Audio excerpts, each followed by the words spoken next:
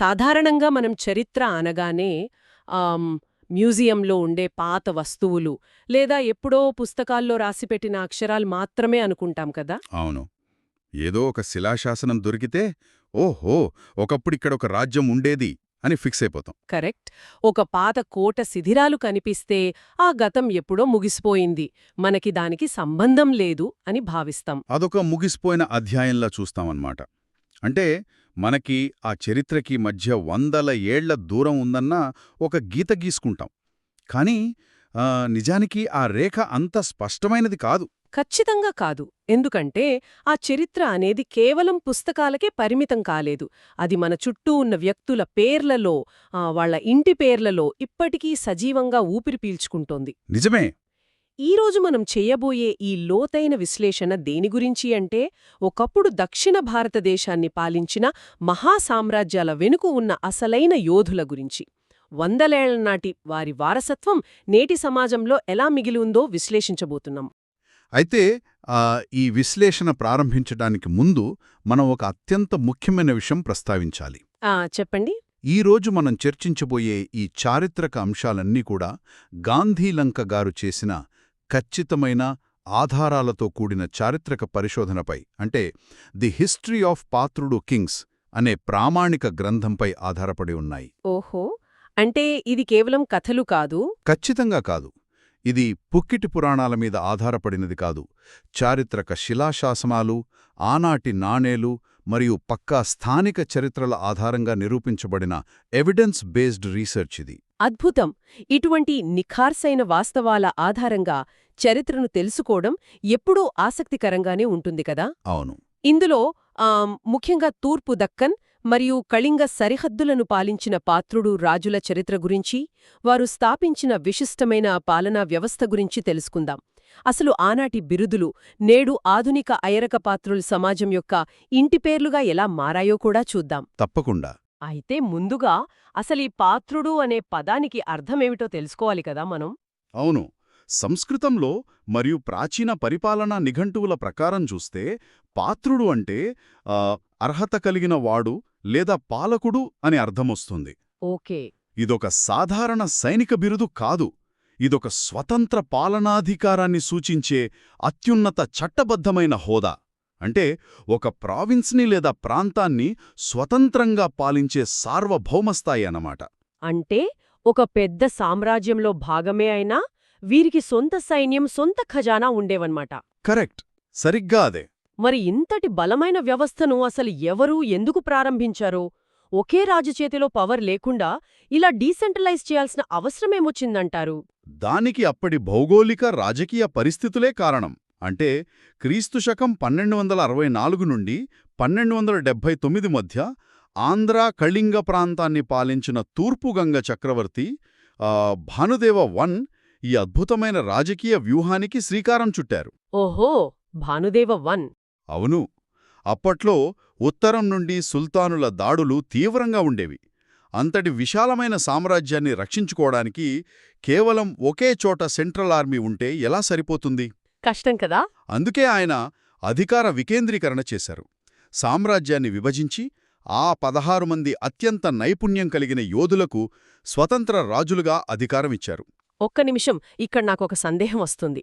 ఒక సామ్రాజ్యాన్ని 16 ముక్కలు చేసి 16 మంది చేతిలో సొంత సైన్యాన్ని, ఖజానాను పెడితే రేపొద్దున వాళ్లే బలపడి అసలు చక్రవర్తి మీద తిరుగుబాటు చెయ్యరన్న గ్యారంటీ ఏమిటి? ఇదొక పెద్ద రిస్క్ కదా. అది చాలా ఆసక్తికరమైన ప్రశ్న. ఏ చక్రవర్తికైనా అదొక భయమే ఉంటుంది. కాని ఇక్కడే వారి వ్యూహం దాగి ఉంది. ఈ 16 మంది పాత్రుడు రాజులు వేరువేరు ప్రాంతాలను పాలిస్తున్నప్పటికీ వారి మధ్య బలమైన సాంస్కృతిక బంధం ఉండేది. అంటే వాళ్ళు యునైటెడ్గా ఉండేవారా? అవును. వారు తమ ప్రాంతాలకు స్వతంత్ర పాలకులైనా సామ్రాజ్య రక్షణ అనే ఒకే ఉమ్మడి లక్ష్యం కోసం పనిచేశారు. పైగా శత్రువులు బయట నుండి వస్తున్నప్పుడు అంతర్గత కుమ్ములాటల కన్నా బయటి శత్రువును ఎదుర్కోవడమే ముఖ్యమని వారు భావించారు. ఇది వింటుంటే నాకు ఓ విషయం అనిపిస్తోంది. ఇదెలా ఉందంటే, మన ఆధునిక కార్పొరేట్ ప్రపంచంలో ఒక పెద్ద గ్లోబల్ కంపెనీని రక్షించుకోవడానికి దాని సీఈఓ వివిధ ప్రాంతాల్లో బోర్డ్ ఆఫ్ డైరెక్టర్స్కు స్వతంత్రంగా నిర్ణయాలు తీసుకునే అధికారం ఇస్తూనే అందరూ ఒకే విజన్ కోసం పనిచేసేలా స్ట్రక్చర్ డిజైన్ చేసినట్లుంది. ఖచ్చితంగా. సరిగ్గా అలాంటి అడ్మినిస్ట్రేటివ్ డిజైన్ అది. ఈ వ్యవస్థ గంగవంశం తర్వాత వచ్చిన సూర్యవంశ గజపతుల కాలంలో, ముఖ్యంగా 1434లో కపిలేంద్ర దేవుడు సింహాసనం అధిష్ఠించిన తర్వాత మరింత బలపడింది. వీటికి ఆధారాలేమైనా ఉన్నాయా? చాలా స్పష్టంగా ఉన్నాయి. దీనికి సంబంధించిన ఖచ్చితమైన ఆధారాలు రాయవాచకము అనే చారిత్రక గ్రంథంలో ఉన్నాయి. ఈ గ్రంథాన్ని విశ్వనాథనాయకుడు రచించారు. ఓహో, ఈ రాయవాచకము విజయనగర కాలం నాటిది కదా? అవును. శ్రీకృష్ణదేవరాయల కాలం నాటి పరిస్థితులను వివరించే ఈ గ్రంథంలో ప్రతాపరుద్ర గజపతి ఆధ్వర్యంలో పనిచేసిన ఈ 16 మంది పాత్రుడు రాజుల పేర్లు స్పష్టంగా ప్రస్తావించారు. అంటే వాళ్ల పేర్లు కూడా అందులో ఉన్నాయా? ఉన్నాయి. బలభద్రపాత్రుడు, దుర్గపాత్రుడు, భీమపాత్రుడు, ముకుందపాత్రుడు, ఇలా 16 మంది పేర్లు అందులో స్పష్టంగా ఉన్నాయి. ఆ గ్రంథం ప్రకారం చూస్తే మహాపాత్రుడు అంటే ప్రధానమంత్రి, గజపతి లేదా దేవ అనేది చక్రవర్తి బిరుదు, మిగిలిన ప్రాంతాలను ఈ పాత్రుడు రాజులు చూసుకునేవారు. వీరు ఎంత శక్తివంతంగా తయారయ్యారంటే అసలు వీరిని విడదీయడం అసాధ్యమన్నంతలా. కదా? అవును. ఆ 16 మంది సైనిక శక్తి ఎంత భయంకరంగా ఉండేదంటే వారంతా కలిసున్నంత కాలం గజపతి సామ్రాజ్యాన్ని యుద్ధభూమిలో ఓడించడం అసాధ్యం అని విజయనగర చక్రవర్తి శ్రీకృష్ణదేవరాయల మహామంత్రి అప్పాజీ గ్రహించాడు. అప్పాజీ అంటే సాళ్వ తిమ్మరుసు కదా? అంటే సాక్షాత్తు కృష్ణదేవరాయలు లాంటి మహాయోధుడికే వీరిని డైరెక్ట్గా ఎదుర్కోవడం కష్టమనిపించిందనమాట. కోలేక సాళువ తిమ్మరుసు రాజకీయ కుట్రలకు తెరతీశాడు. వీరభద్ర గజపతికి మరియు కొండపల్లి కోటను పాలిస్తున్న కటకేశ్వర పాత్రుడికి మధ్య అపర్ధాలు సృష్టించి వారిని విడదీశాడు. ఆహా, డివైడ్ అండ్ రూల్ అన్నమాట. కరెక్ట్. ఆ విభజన వల్లే విజయనగర సైన్యాలకు గజపతి సామ్రాజ్యంపై పైచేయి సాధించే అవకాశం దక్కింది. ఈ కొండపల్లి కోట ప్రస్తావన రాగానే నాకు ఒక అద్భుతమైన చారిత్రక ఘట్టం గుర్తొస్తోంది. క్రీస్తుశకం 1516లో కృష్ణదేవరాయలు ఆ కొండపల్లి కోటను జయించడానికి ఏకంగా 3 నెలలు పోరాడాల్సి వచ్చిందట కదా? అవును, ఖచ్చితంగా. ఒక మహాసైన్యాధిపతి 3 నెలలపాటు ఒకే కోట ముందు ఆగిపోవాల్సి రావడం మామూలు విషయం కాదు. దానికి కారణం కూడా ఒక పాత్రుడు రాజే గదా? అవును. ఆ 3 నెలల పాటు కృష్ణదేవరాయల సైన్యాన్ని ముప్పతిప్పలు పెట్టి నిలవరించింది ప్రహారేశ్వర పాత్రుడు అనే మహావీరుడు. వావ్! ప్రహరేశ్వర పాత్రుడు. అవును. ఆ కోటగోడల నిర్మాణంగాని, లోపల వారు వాడుకున్న ఆయుధ సంపత్తిగాని ఇవన్నీ చూస్తే ఆనాటి పాత్రేయుడు రాజుల రక్షణ వ్యూహాలు ఎంత అడ్వాన్స్డ్గా ఉండేవో అర్థమవుతుంది. వారు కేవలం కోటలో దాక్కోలేదు, శత్రువుల బలహీనతలను దెబ్బతీస్తూ 3 నెలల పాటు అత్యంత పటిష్టమైన ప్రతిఘటన ఇచ్చారు. నిజంగా గ్రేట్ కదా? ఇంతటి పటిష్టమైన సైనిక వ్యవస్థ ఉన్నప్పుడు ఆ సామ్రాజ్యం కేవలం ఒక ప్రాంతానికో లేదా రక్షణకో మాత్రమే పరిమితం కాలేదు అనిపిస్తోంది. వారి ఆధిపత్యం ఖండాంతర స్థాయికి ఎలా విస్తరించిందో చూస్తే నిజంగా ఆశ్చర్యం కలుగుతుంది. అవును. దీన్ని మనం విశాల దృక్పథం చూస్తే 15వ శతాబ్దం గజపతి సామ్రాజ్యానికి ఒక స్వర్ణయుగమని చెప్పాలి. కపిలేశ్వర గజపతి మరియు ఆయన కుమారుడైన కుమారహంవీర పాత్రుడు కాలంలో ఈ సామ్రాజ్యం ఏకంగా ఉత్తరాన బెంగాల్ నదీ తీరం నుండి దక్షిణాన తమిళనాడులోని కావేరి నది వరకు విస్తరించింది. అంత పెద్ద విస్తరణ? మరి వాళ్ల ఆర్థిక బలం ఎలా ఉండేది? వాళ్ల ఆర్థిక బలం ఎలాంటిదంటే వారి బంగారు నాణేలైన గజపతి పగోడాలపై ఏనుగు ముద్ర ఉండేది. అవి కేవలం స్థానికంగానే కాదు, ఖండాంతర వాణిజ్యంలో అంటే ఇంటర్నేషనల్ ట్రేడ్లో కూడా చలామణి అయ్యేవి. వాణిజ్యంతో పాటు వారి యుద్ధాల స్థాయి కూడా అంతే భారీగా ఉండేది కదా? ఒకేసారి 2 వైపులా యుద్ధాలు చేయడం అనేది చరిత్రలో చాలా కొద్దిమంది రాజులకే సాధ్యమైంది. కపిలేశ్వర గజపతి దక్షిణాన రెడ్డి రాజులతో, విజయనగర రాజులతో ఏకకాలంలో యుద్ధాలు చేస్తున్నాడు. అవును. సరిగ్గా అదే సమయంలో ఉత్తరం వైపు నుండి బెంగాల్ సుల్తాన్ నసీరుద్దీన్ అబుల్ ముజఫర్ మహమూద్ షా ఒక భారీ దాడికి ప్రయత్నించాడు. ఆ సంక్షోభాన్ని వాళ్లు ఎలా ఎదుర్కొన్నారు అంటారు? అది నిజంగా ఒక కీలకమైన చారిత్రక మలుపు.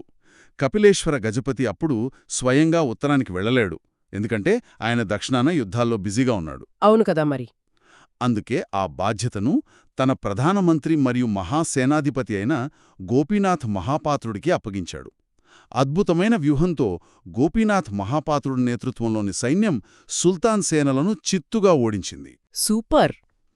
ఆ అఖండ విజయానికి గుర్తుగా 1447లో కపిలేశ్వర గజపతికి గౌడేశ్వర అంటే ఆ బెంగాల్ విజేత అనే బిరుదు వచ్చింది. ఉత్తరాన గోపీనాథ్ మహాపాత్రుడు అలా విజయదుందుభి మోగిస్తే ఇటు దక్షిణాన కపిలేశ్వర గజపతి కుమారుడు హంవీరపాత్రుడు విజయాలు మరింత అసామాన్యమైనవి గదా. 1454లో కొండవీడును ఆక్రమించి రెడ్డి సామ్రాజ్యాన్ని జయించాడు.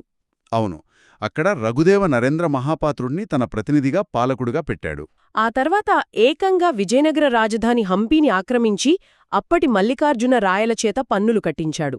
అక్కడితో ఆగకుండా ఆయన సైన్యాధ్యక్షుడు తముపాల ఉదయగిరి, చంద్రగిరి కోటలను వశపర్చుకుంటూ ట్రిచినాపల్లి, తంజోరు వరకు సైన్యాన్ని నడిపించాడు కదా. అవి మాత్రమే కాదు, హన్వీరపాత్రుడు బహమనీ సుల్తానుల పాలిట ఒక సింహస్వప్నంలా మారాడు.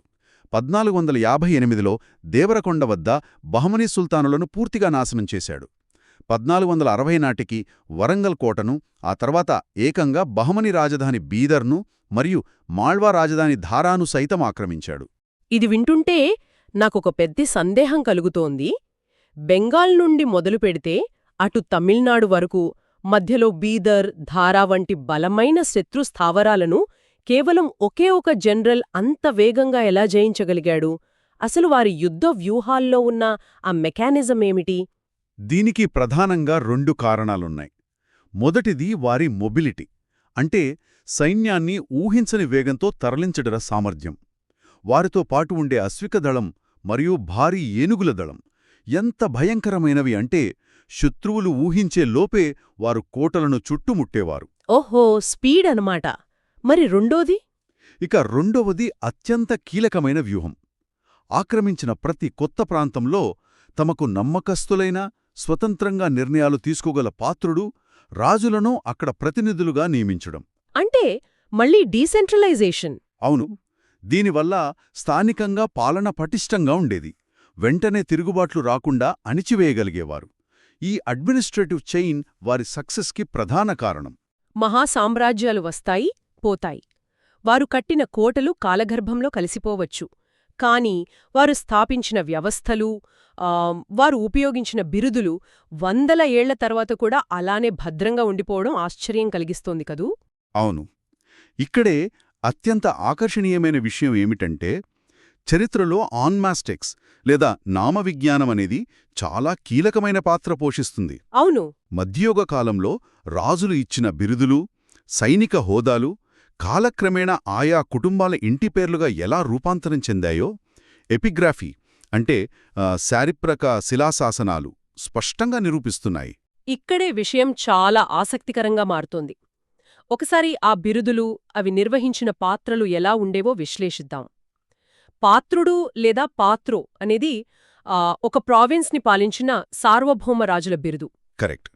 మహాపాత్రుని అనేది సామ్రాజ్య ప్రధానమంత్రులు, అత్యున్నత న్యాయమూర్తులకు ఇచ్చే హోదా. మరి ఈ బెహ్రా బెహెరా లేదా బెహెరా అనే బిరుదు కలిగిన వారు సామ్రాజ్య ఖజానాను మరియు ప్రధాన ఆలయాల నిర్వహణను చూసుకునేవారు. వాటితో పాటు లెంక అనే మరో అత్యంత ముఖ్యమైన బిరుదు కూడా ఉంది. లెంక. ఈ పదం వెనుక ఉన్న చరిత్ర కూడా చాలా విశేషమైనది కదా. అవును, ఈ బిరుదు 11వ శతాబ్దంలో అంటే 1078 నుండి 1084 మధ్య తూర్పు గంగ చక్రవర్తి అనంతవర్మన్ చోడగంగ దేవకాలంలో పుట్టింది.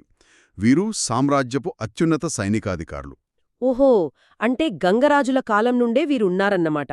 అవును, ఒక దశలో పూరీ జగన్నాథ ఆలయ ప్రధాన నిర్వాహకుడిని కూడా బుధలెంక అనేవారు.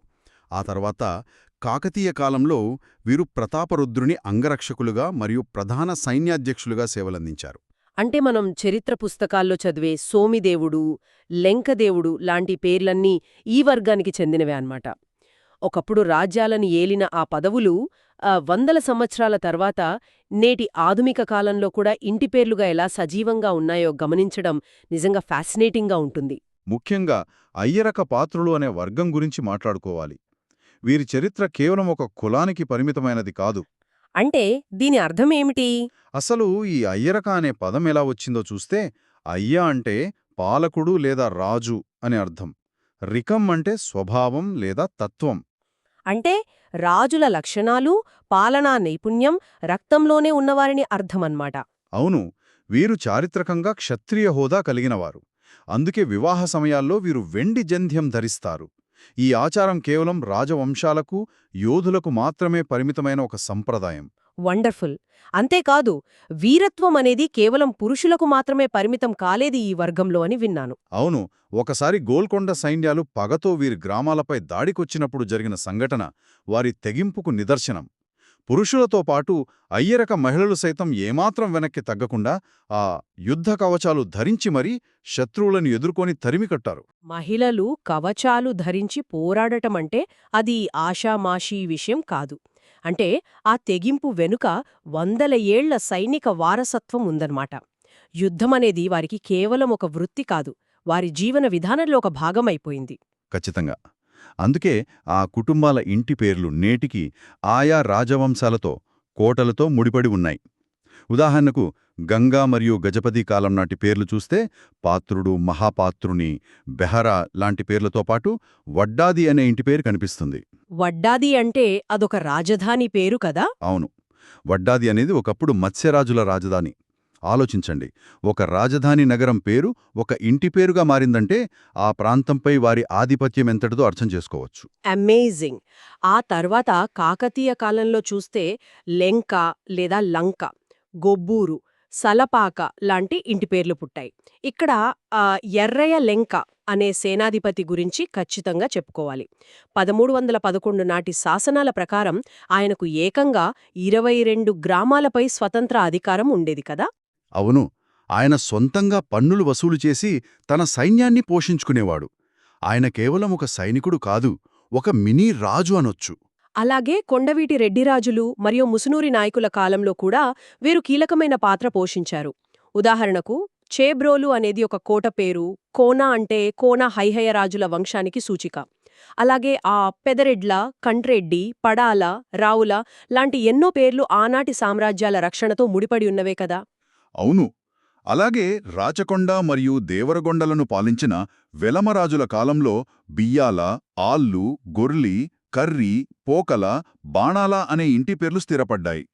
వీరు వెలమరాజుల కింద స్వతంత్ర సైన్యాధికారులుగా తమ ప్రాంతాలను పాలించారు. ఇదంతా ఒకెత్తైతే విజయనగర కాలం నాటి చరిత్ర ఇంకో ఎత్తు. అప్పట్లో వీరు కేవలం సైనికులు మాత్రమే కాదు కదా, వ్యాపార యోధులుగా అవతరించారు. అవును, గాజుల, గవర, శెట్టి, సోమిశెట్టి, కలిశెట్టి, నందమూరి లాంటి ఇంటి పేర్లున్నవారు ప్రధానంగా వాణిజ్యం చేసేవారు. ఇక్కడే నాకో పెద్ద సందేహం కలుగుతోంది. సాధారణంగా వ్యాపారులు అంటే త్రాసు పట్టుకుని బేరాలాడేవారు కదా, వాళ్లకు సొంత సైన్యానెందుకు, వారు యోధులుగా ఎందుకు మారాల్సొచ్చింది? ఇది ఒక ముఖ్యమైన ప్రశ్న. చూడండి, మధ్యయుగ కాలంలో వాణిజ్యమంటే ఈ రోజుల్లోలాగా ఆన్లైన్లో ఆర్డర్ పెడితే వచ్చేది కాదు. వందలాది ఎద్దుల బండ్ల మీద విలువైన సరుకులను దట్టమైన అడవులు, కొండలు దాటించుకుంటూ ఒక సామ్రాజ్యం నుండి మరో సామ్రాజ్యానికి తీసుకెళ్లాలి. ఆ మార్గాల్లో ఎన్నో ప్రమాదాలు, దోపిడీ దొంగలు ఉండేవారు కదా? అవును, ఆ భారీ సంపదను రక్షించుకోవాలంటే సొంతంగా ఒక బలమైన సైన్యం ఉండటం తప్పనిసరి. అందుకే ఈ వర్గం వారు తమ వాణిజ్య మార్గాలను రక్షించుకుంటూనే ఆయా మార్గాల్లో ఉన్న కోటలను కూడా పాలించే సార్వభౌములుగా ఎదిగారు. అద్భుతమైన వివరణ. ఇక ఆధునిక కాలానికి వస్తే 17వ శతాబ్దం నుండి 20వ శతాబ్దం వరకు ఉన్న జమీందారీ వ్యవస్థలో కూడా వీరు తమ సార్వభౌమత్వాన్ని నిలబెట్టుకున్నారు. 1802లో బ్రిటిష్ వారు పర్మనెంట్ సెటిల్మెంట్ తెచ్చిన తర్వాత కూడా వీరు జమీందారులుగా కొనసాగారు. అవును, పద్మనాభం, అనభర్తి, కవిటి లాంటి ఇంటి పేర్లు వారు పాలించిన ఎస్టేట్లను సూచిస్తాయి. అయితే ఇక్కడే మనం లోతుగా ఆలోచించాల్సిన ఒక విశ్లేషణ ఉంది. ఇన్ని విభిన్నమైన ప్రాంతాల్లో వేరువేరు సామ్రాజ్యాల్లో రాజులుగా, మంత్రులుగా ఉన్న వీరిని నేడు మనమొక సామాజిక వర్గంగా ఎలా చూస్తున్నాం? నిజమే. భౌగోళికంగా, చారిత్రకంగా ఇంత విస్తరించి ఉన్నవారిని ఒకే గొడుగు కిందకు ఎలా తీసుకువచ్చారు? దీనికి కారణం బ్రిటిష్ వారి క్యాస్ట్ సెన్సస్ మరియు వారి డివైడ్ అండ్ రూల్ విధానం. ఓహో, వాళ్లు చేశారా ఇదంతా? అవును, బ్రిటిష్ వారు భారతదేశానికి వచ్చేసరికి ఇక్కడి సామాజిక నిర్మాణం చాలా సంక్లిష్టంగా ఉండేది. ఒక వ్యక్తి ఒక రాజు దగ్గర సైన్యాధిపతిగా ఉంటూనే మరో ప్రాంతంలో వాణిజ్యం చేస్తూ ఉండొచ్చు. అర్థం చేసుకోవడం వాళ్ళ కష్టమై ఉంటుంది. అవును, పరిపాలనా సౌలభ్యం కోసం పన్నులు వసూలు చేయడం సులభం కావడానికి వారు ఈ విభిన్నమైన యోధుల కుటుంబాలను కులాలు అనే ఒక చట్రంలోకి కుదించేశారు. అంటే అప్పటి వరకు రాజవంశాలుగా, స్వతంత్ర సైనిక శక్తులుగా ఎదిగిన వారి చరిత్రను ఈ బ్రిటిష్ సెన్సస్ ఒకే ఫ్లాట్ కేటగిరీగా మార్చేసిందనమాట. వందల ఏళ్ల వైవిధ్యభరితమైన చరిత్రను కేవలం ఒక పట్టికలో ఒక అంకెగా పరిమితం చేశారు. ఇది ఒక విధంగా చారిత్రక వాస్తవాలను పూడ్చిపెట్టే ప్రయత్నమే అని చెప్పాలి. ఖచ్చితంగా. తరతరాలుగా వస్తున్న ఆ సార్వభౌమత్వపు గుర్తింపును వాళ్లు చెరిపేశారు. కాని అదృష్టవశాత్తు ఆ చరిత్ర అంతా ఎపిగ్రఫీలో మరియు మనమిందాక నాట్లాడుకున్న వారి ఇంటి పేర్లలో ఇంకా బతికే ఉంది. అదొక గొప్ప విషయం. సరే, ఈరోజు మన విశ్లేషణను ఒకసారి సంక్షిప్తంగా చూద్దాం. 13వ శతాబ్దపు భానుదేవ గంగరాజు కాలం నాటి 16 మంది పాత్రుడు రాజుల రక్షణ వ్యూహం నుండి మొదలుపెడితే కాకతీయ లెంకల వీరత్వం, విజయనగర కాలపు వ్యాపార యోధుల నైపుణ్యం మరియు ఆధునిక కాలపు అయ్యరక పాత్రులు సమాజం వరకు సాగిన ఈ ప్రయాణం ఒక అవిచ్ఛిన్నమైన సార్వభౌమ వారసత్వానికి నిదర్శనం. నిజమే. వారి వారసత్వం నేడు వారి సంతతివారు గర్వంగా చెప్పుకునే వారి ఇంటి పేర్లలో సజీవంగా ఉంది. అది కాలగర్భంలో కలిసిపోయిన చరిత్ర కాదు, ప్రతిరోజూ మనతో పాటు నడుస్తున్న సజీవ చరిత్ర. ఇదంతా విన్న తర్వాత మనకు అర్థమయ్యేదేమిటంటే, చరిత్ర అనేది మ్యూజియంలలో ఉండే పాత శిలాశాసనాలకు మాత్రమే పరిమితం కాలేదు. మన స్నేహితులు, సహోద్యోగుల పేర్లల్లో ఏనాటికో అజేయమైన రాజ్యాల చరిత్ర దాగి ఉండొచ్చు. వారి పేర్లే దానికి సజీవ సాక్ష్యాలు. అవును. గతమనేది ఎప్పుడూ పూర్తిగా గడిచిపోదు. ఇక్కడే ఒక ఆలోచన వస్తోంది. 500 ఏళ్ల క్రితం నాటి రాజుల బిరుదులు, సైనిక హోదాలు నేడు ఇంటిపేర్లుగా మిగిలిపోయాయి కదా? మరి ఈ అంతర్జాల యుగంలో, అంటే ఈ డిజిటల్ కాలంలో, భవిష్యత్తులో రాబోయే తరాలకు మన కాలం నుండి ఎలాంటి పేర్లు వారసత్వంగా మిగిలనున్నాయి? 100 ఏళ్ల తర్వాత మన ఆన్లైన్ ఐడెంటిటీలు లేదా మన యూజర్ నేమ్స్ రేపటి తరాల ఇంటిపేర్లుగా మారితే అప్పటి చరిత్రకారులు మన గురించి ఏమని విశ్లేషిస్తారు? ఊహిస్తేనే చాలా ఆశ్చర్యంగా ఉంది కదూ? ఇది నిజంగా మనం ఆలోచించాల్సిన విషయం.